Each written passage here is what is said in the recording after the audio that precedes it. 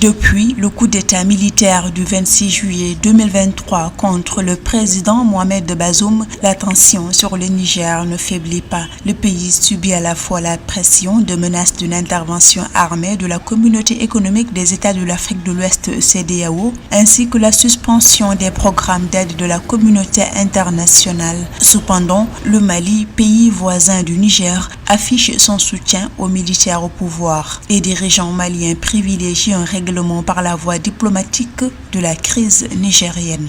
Les autorités actuelles de la transition au Mali ont un autre regard, évidemment, la gestion de cette crise politique au Niger. Au Niger, dans leur approche, ils estiment évidemment qu'il faut procéder par règlement, par la voie diplomatique. Donc cette approche est carrément différente et elle est en phase avec la Commission paix et sécurité de l'Union africaine qui, dans sa dernière déclaration, a plutôt encouragé la médiation internationale en tant que telle. La CEDEAO avait décidé depuis le 30 juillet 2023 la suspension immédiate de toutes les transactions commerciales et financières avec le Niger et le gel des avoirs des putschistes. Une décision jugée illégale, illégitime et inhumaine contre le peuple et les autorités nigériennes par le Mali. Les autorités de ce pays ont ainsi refusé d'appliquer de telles sanctions contre le Niger.